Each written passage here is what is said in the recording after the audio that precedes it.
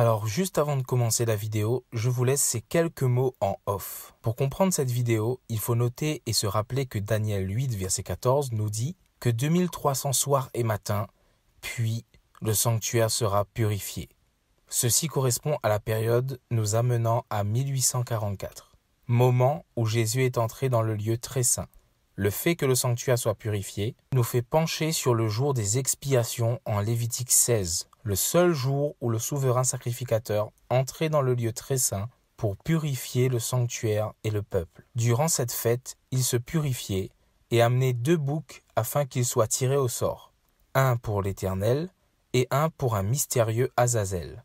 Le bouc pour l'Éternel était sacrifié et son sang était aspergé sur les mobiliers spécifiques pour purifier le sanctuaire et le peuple. Ensuite, on faisait avancer le 2e bouc, qui est vivant, et mettait les iniquités des enfants d'Israël sur ce bouc. Un homme était désigné pour conduire ce bouc dans le désert, sur une terre désolée. Les adventistes, dont je fais partie, ainsi que d'autres chrétiens, croyons que le bouc pour l'Éternel est la préfiguration de Jésus qui est mort pour nos péchés, et le bouc pour Azazel n'est autre que l'antitype de Satan, qui devra assumer les conséquences de sa rébellion et sera emprisonné pendant 1000 ans sur la terre selon ce que la Bible enseigne. Pour plus de précision, je vous invite à regarder la vidéo explicative sur les 2300 soirs et matins. Maintenant, je vous souhaite une bonne vidéo. Bonjour ou bonsoir à tous et bienvenue sur la chaîne Histoire de la Bible. J'espère que vous allez bien, même très bien. Moi, ça va super bien et on est reparti pour des études sur ce livre que je vous ai présenté la dernière fois. Si vous n'avez pas vu la première vidéo sur ce livre, je vous invite à cliquer juste ici et nous allons partir sur la 2e partie de ce livre concernant la réfutation des enseignements de l'Église adventiste apparemment au regard de la Bible et concernant toujours l'entrée de Jésus dans le sanctuaire. Nous avons vu la dernière fois concernant les 2300 soirs et matins que cela est tout à fait possible. Nous avons vu que le sanctuaire purifié, c'est bien le fait qu'il soit purifié, qu'il soit nettoyé. Et nous avons vu le fait que Jésus soit entré dans le lieu très saint en 1844 est bien vrai et correspond à ce que la Bible nous dit, car la Bible nous dit uniquement que Jésus est entré dans le sanctuaire, dans les lieux saints, dans le lieu saint. Voilà ce que nous avons vu la dernière fois. Maintenant, nous allons nous attarder sur 2 autres parties encore concernant l'entrée de Jésus dans le sanctuaire, à savoir le jugement investigatif. Alors, le jugement investigatif, nous dit cet auteur, qui est baptiste, ne peut plus être vrai que le déplacement de Christ dans le sanctuaire en 1844. C'est bien à tort qu'à l'appui de cette erreur, on cite le texte biblique suivant, nous dit-il, car le moment est venu où le jugement va commencer par la maison de Dieu. Mais tout d'abord, il faut regarder, bien sûr, le contexte de tout cela. Il faut regarder pourquoi, et je vais vous expliquer pourquoi, nous, adventistes, selon la lumière de la parole de Dieu, on dit que il y a un jugement investigatif, à partir de 1844 aussi. Donc le contexte est le suivant. Nous avons vu que cette entrée de Christ dans le sanctuaire vient de cette prophétie des 2300 soirs et matins que l'on trouve en Daniel 8 au verset 14. Mais il faut savoir que Daniel 8 au verset 14 et Daniel 8 est en parallèle de Daniel 7. Et c'est pas la première fois que l'on trouve dans la Bible des prophéties ou des histoires qui sont en parallèle. Regardez tout simplement Genèse 1 et Genèse 2. C'est le récit de la création, 2 histoires en parallèle qui nous parlent de la même création, mais sous des angles différents. Vous pouvez regarder justement l'une de mes premières vidéos que j'ai fait sur ce sujet en cliquant juste ici. Mais on peut voir aussi que dans l'Apocalypse, c'est la même chose. On nous parle aussi des événements qui se répètent et qui sont plus détaillés ou dans d'autres angles dans diverses sections de l'Apocalypse. C'est la même chose dans Daniel. On voit la statue de Nebuchadnezzar qu'il va voir. Donc, il y a l'or, il y a l'argent, le bronze, les reins, etc. Et on voit que tout cela correspond à des empires qui se succèdent depuis le royaume de Babylone avec Nebuchadnezzar. On voit cette prophétie encore racontée avec les bêtes que vont voir les animaux, que vont voir Daniel, on va voir que cela est encore répété quand Daniel va voir un bouc et un bélier, et on va voir encore que les prophéties sont racontées encore et on répète les mêmes prophéties. Donc c'est pas anormal de voir deux prophéties parallèles. En fait, en Daniel 7, par exemple, on voit que on nous présente les Mèdes et les Perses au verset 5, et en Daniel 8, on présente aussi les Mèdes et les Perses, mais au verset 20. Et on voit ce parallèle, je vous mettrai tout ce tableau de parallèle avec les différentes images utilisées. La Grèce, donc, Daniel 7 au verset 6 et Daniel 8 au verset 21. La Rome, donc l'Empire romain, puis l'Empire chrétien qui monte de Rome au verset 7 et 8 de Daniel 7 et au verset 9 de Daniel 9. Et on voit que à chaque fois, à chacune de ces deux prophéties, Daniel 7 et Daniel 8, il y a un événement qui se passe. Il y a bien le parallèle des royaumes, Mèdes et Perses, Grèce, Rome. Et il y a un événement qui vient après les deux prophéties. En Daniel 7, il y a un événement qui est le jugement. Verset 9 au verset 11, on nous dit des trônes sont installés, des personnes s'assoient, on voit que Dieu entre et qu'il y a un jugement qui s'opère et qui se met en place. Alors qu'en Daniel 8, et là on arrive au verset 14 justement, il y a la purification du sanctuaire. Donc si on a bien chaque royaume qui sont parallèles, on a aussi l'événement qui est aussi parallèle.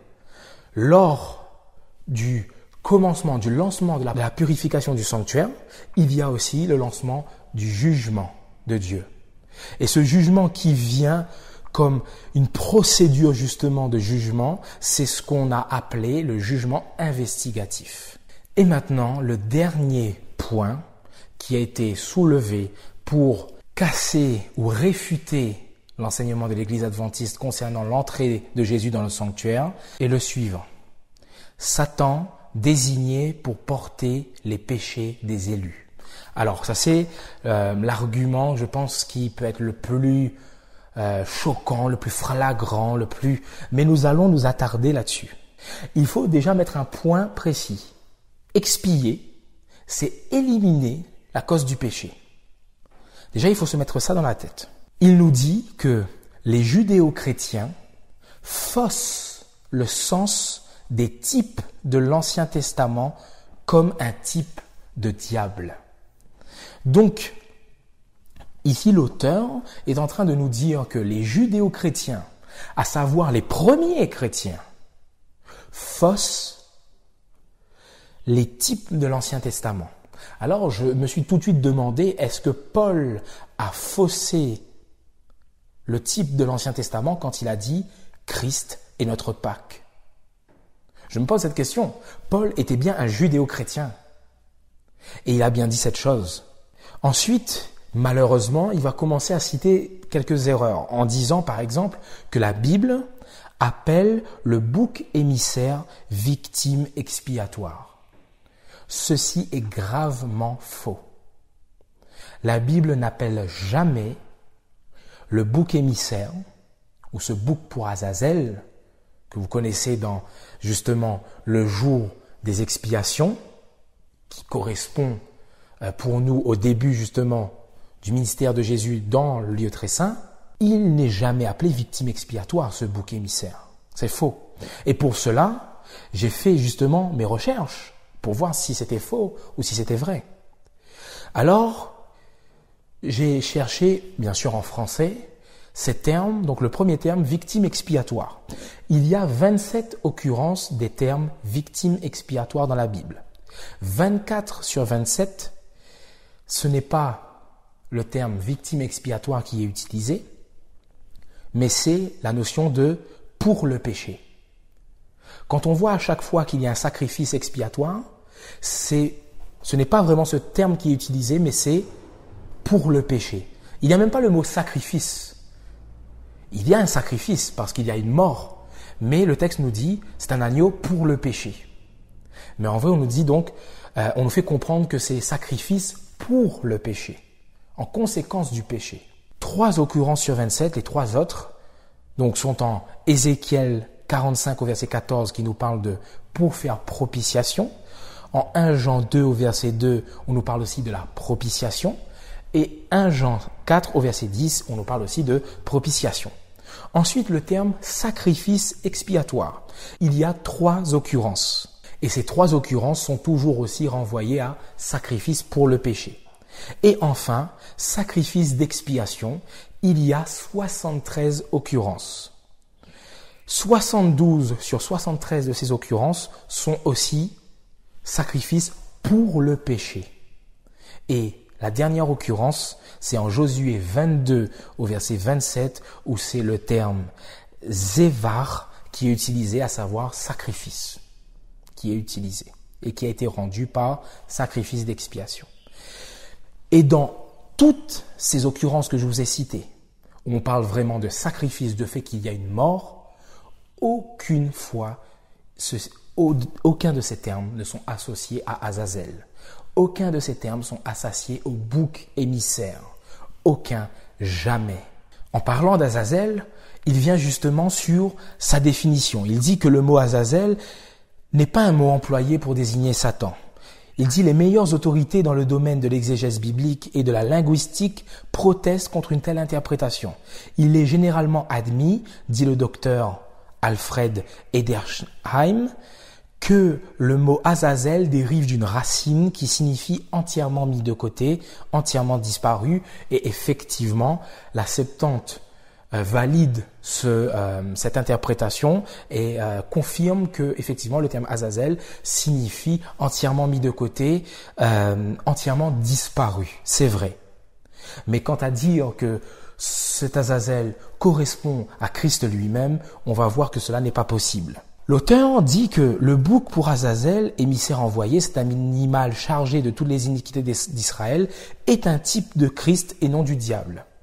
Et je demanderai en quoi. Il dit que seul Jésus, à l'exclusion de tout autre, a été cet Azazel pour porter les péchés. Sauf que, on voit bien que dans ces 2 boucs, lors de cette cérémonie de jour des expiations, il y a 2 boucs qui sont servis, un pour l'Éternel et un pour Azazel. On nous dit qu'il y a un, ce sera pour le péché, pour le sacrifice pour le péché, et on nous dit qu'un restera vivant. On voit bien qu'il y a comme 2 séparations, comme il y a une séparation vraiment claire et précise ici. Et on va comprendre par la suite. C'est quand il y a sacrifice pour le péché qu'il y a réellement expiation. Et même dans la cérémonie du jour des expiations, on nous fait comprendre ça. Parce qu'en Lévitique 16 au verset 6, on nous montre que le bouc pour l'Éternel a été sacrifié et dès lors on nous dit que le peuple est pardonné. Le peuple, ses péchés ont été expiés, c'est fini pour le peuple et c'est une joie pour le peuple. Comme je vous l'ai dit, il y a 2 boucs, versets 7 à verset 9 de Lévitique 16. Il y a 2 boucs qui sont tirés au sort. Un pour l'Éternel qui est sacrifice pour le péché et un pour Azazel qui nous dit pour servir pour l'expiation. Il faut bien comprendre la différence. Il va servir pour l'expiation, pour le processus de l'expiation. Ce bouc pour l'Éternel, on nous fait comprendre qu'il est réellement un sacrifice. Le bouc pour Azazel, on nous fait comprendre que lui, il restera vivant. On met certes les péchés des personnes sur lui et on l'envoie vivant. Comme si que le Seigneur est en train de nous dire, ne confondez pas. Le Seigneur, lui, il est l'agneau de Dieu qui est mort pour nos péchés, qui a été sacrifié pour nos péchés. Or, cet Azazel, sur qui à un moment, le souverain sacrificateur met les péchés, il ne meurt pas pour les péchés. À aucun moment on nous dit cela. Et même si nous le voyons comme étant un type de Satan, nous savons que Satan va mourir à un moment. Mais le Seigneur a bien fait attention que nous ne confondions pas le Seigneur qui est mort pour nos péchés et Satan qui ne meurt pas pour nos péchés. C'est comme si que cet Azazel, ce Satan, cet adversaire, C'est sur lui que tous les maux, que tout le mal, lui qui est la cause du mal, récupère tout le mal qu'il a fait, qu'il a envoyé. Et nous sommes sauvés non pas parce que Satan récupère tout le mal qu'il nous a envoyé. Nous sommes sauvés parce que Jésus a été ce sacrifice pour le péché et non pas cet Azazel. Il faut bien que Dieu se débarrasse du péché, de la mort et de l'ennemi. Et dans ce processus de purification du sanctuaire, de jugement investigatif, qui était préfiguré par le jour des expiations, le Seigneur nous a montré cela. Et cela en prenant uniquement ce que la Bible nous dit. Cet Azazel est envoyé dans un pays désolé, Satan sera enchaîné sur la terre désolée. On voit bien ce comparatif. Non pas, nous disons, et je le répète encore, que Satan ait une place pour nous sauver de nos péchés. Non. Il n'y a que Jésus et Jésus seul qui nous a sauvés de nos péchés. Satan est dans ce processus d'expiation, non pas parce qu'il est utile à cela, mais parce que Jésus nous montre ce qu'il va faire de Satan, à savoir l'éliminer.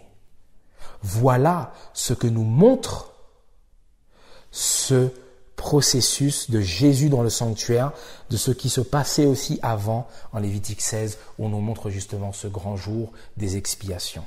Oui, le Seigneur nous a montré par sa parole qu'il est en train d'opérer quelque chose de grand et de fort dans le sanctuaire.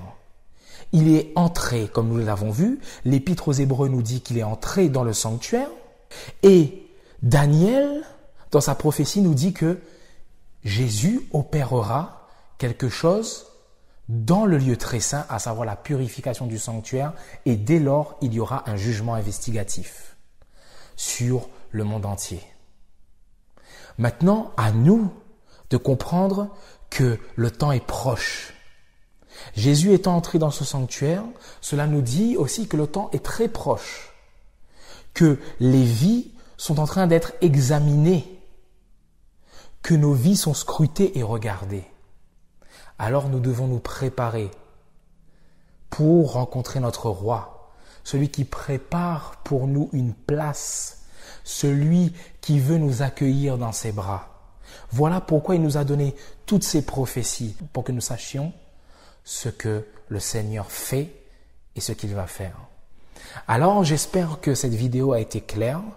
Si cela n'a pas été totalement clair, encore une fois, je vous invite dans les commentaires à me demander. Cela ne sera pas du tout un problème pour moi de revenir sur l'explication de certaines choses. On peut en discuter aussi, il n'y a pas de souci. J'espère que, en tout cas, ceci vous met de la joie de savoir que le Seigneur est là, qu'il nous soutient et qu'il nous donne aussi ses prophéties nous montrant ce qui va se passer. Je vous invite aussi à mettre les pouces bleus si vous avez aimé cette vidéo et à vous abonner si vous ne l'êtes toujours pas abonné. Sur ce, soyez bénis et surtout, faites du bien autour de vous.